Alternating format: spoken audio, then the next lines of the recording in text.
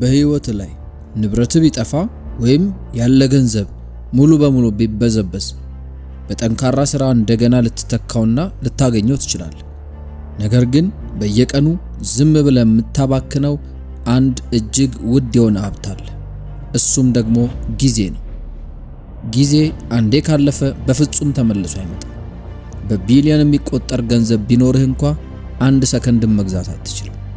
ብዙ ሰዎች ጊዜን ማባከን ስራን ማስተጓጎል ብቻ ይመስላቸዋል። ነገር ግን ትልቁ እውነታ የሰዓት አጠቃቀም ከስራ ስኬት በላይ በቀጥታ ከሁለንተናዊ የአእምሮና የአካል ጤንነት ጋር የተያያዘ መሆኑ። ጊዜያቸውን በአግባቡ የማይመሩ ሰዎች የህይወት አቅጣጫቸው ከእጃቸው ስለሚወጣ ሁል ጊዜ ጭንቀት፣ ድብርትና ከፍተኛ የሆነ ስሜታዊ መረበሽ ውስጥ ይገባሉ። በተቃራኒው ግን ሰዓታቸውን የተቆጣጠሩ ሰዎች ውስጣቸው ደስታና ሰላም አላቸው። ታዲያ አንተ የትኛው ወገን ላይ ነህ? ቀኑ እንዴት እንደባከነ ሳይታወቅ በጸጸት የሚተኛውን ሰው ነህ ወይስ ደግሞ ቀኑን ሙሉ ፍሬያማ ሆነ በደስታ የምታመሸው ሰው ነህ? ዛሬ በዚህ ቪዲዮ ውድ የሆነውን ጊዜህን ፍሬያማ ላልሆነ ነገር እንዳታባክን የሚረዱህንና የህይወትንም መዘወሪያ በእጅህ የሚያስረክቡ 8 እጅግ ውጤታማ የሚባሉ የሰዓት አጠቃቀም ዘዴዎችን በዝርዝር እነግርሃለሁ ማለት ነው። ቻናሉን ሰብስክራይብ በማድረግ ቪዲዮውን እስከ ፍጻሜው እንድትከታተል በአክብሮት ጋበዝኩኝ። በቀጥታ ወደ ዝርዝር ጉዳዮች አመራለሁ። ሰዓታችንን በአግባቡ ለመጠቀም ከሚረዱ ነገሮች ውስጥ በመጀመሪያ ላይ የምናነሳው ስራን ሌሎች እንዲሰሩት መስጠት ወይም ዴሌጌቲንግ የምንለው ነገር።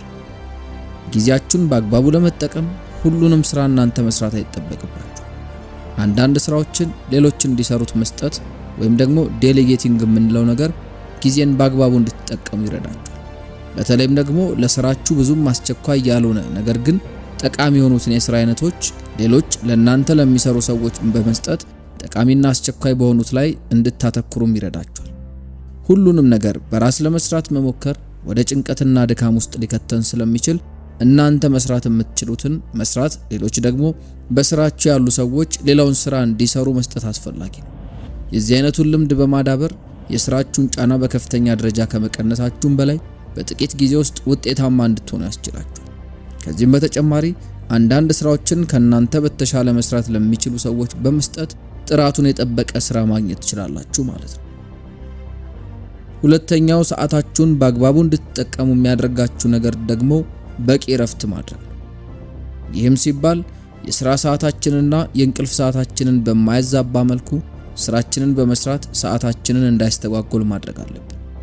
በቂ የሆነ የእንቅልፍ ጊዜ አለመውሰድ ማለትም ከ8 ሰዓት ያነሰ እንቅልፍ ስራ በምንሰራበት ጊዜ ንቁ እንዳንሆንና እንቅልፍ እንዲለን ከማድረጉም በላይ የረባ ስራ እንዳንሰራ ያደርጋል። ከዚህም በዘለለ በምንሰራው ስራ መካከል የተወሰነ ረፍት በማድረግና ራስን ዘና በማድረግ እንደገና በንቁ አእምሮ መስራት ይኖርብናል። አንዳንዴ ለረጅም ሰዓት ያለ ረፍት መስራት ብዙ ስራ የሰራል ሊመስለን ይችላል። ነገር ግን የዚህ አይነቱ ልምድ አእምሮአችን እንዲሰለች ስለሚያደርገው ወዲያውኑ መተው አስፈላጊ ነው። ሶስተኛው ሰዓታችሁን የሚገድልባችሁ ነገር ደግሞ ስራችሁን ሊያስተጋግሉ የሚችሉ ነገሮች ናቸው። እነዚህ ስራችሁ ላይ ትኩረት እንዳታደርጉና እንድትረበሹ ከሚያደርጉ ነገሮች ውስጥ የስልክ ጥሪና ከሰዎች ጋር ለረጅም ጊዜ ማውራትም ዋነኞቹ ናቸው።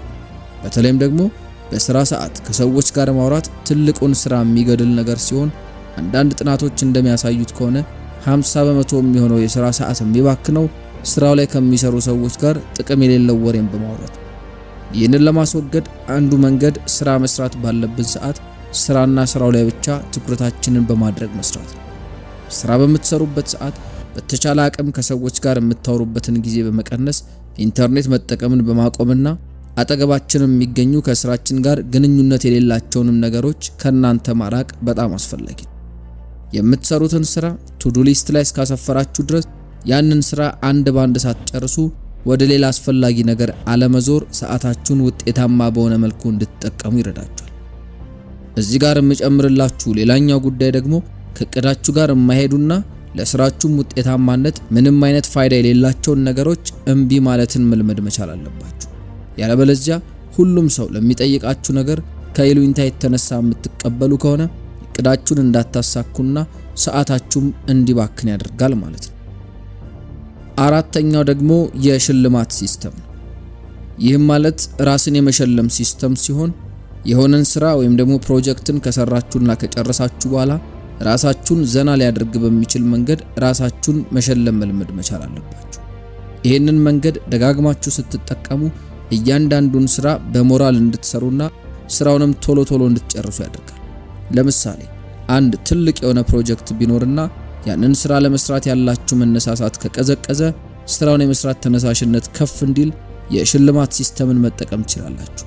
ይህም ልክ ስራውን ሲጨርስ አንድ ዘና የሚያደርግ ቦታ በመሄድ መዝናናት እችላለሁ ወይም ደግሞ ሌላ ዘና ሊያደርገኝ የሚችልን ነገር አሳልፋለሁ ማለት መቻል።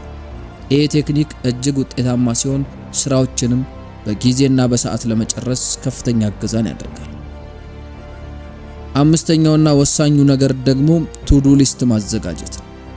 ይህንን ስታዘጋጁ በሚቀጥለው ቀን ምን እንደምትሰሩ በመዘርዘር ቀናችሁን በእቅድ እንድትመሩ ያደርጋችሁ። ቀድማችሁ በወረቀት ላይ የምትሰሩትን ስራ መጻፋችሁ የረሳችሁትን ነገር ለማስታወስ እድልን ይፈጥራል።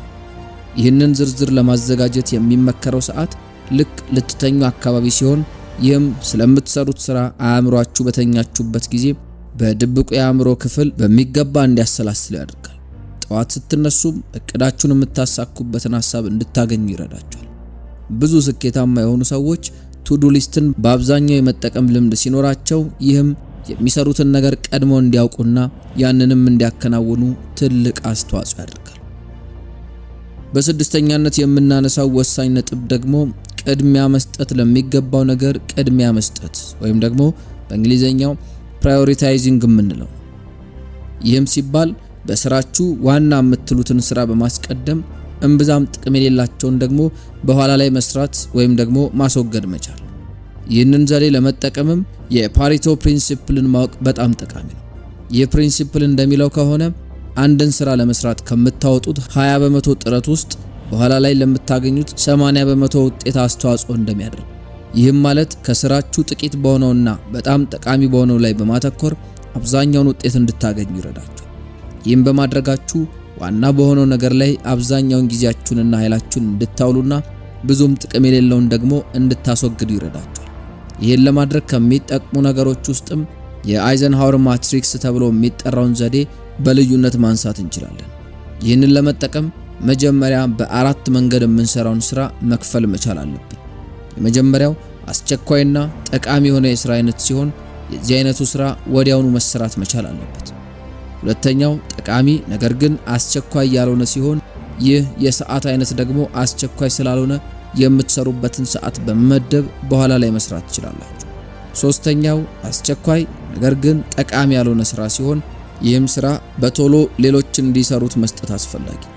አራተኛውና የመጨረሻው ጠቃሚም አስቸኳይም ያልሆነ ሲሆን የዚህ አይነቱን ስራ በተቻለ አቅም ከፕሮግራማችሁ ማስወገድ መቻል አለባችሁ ማለት ነው። ሰባተኛው ደግሞ የምትሰሩበትን ቦታ በአግባቡ ማደራጀት ነው።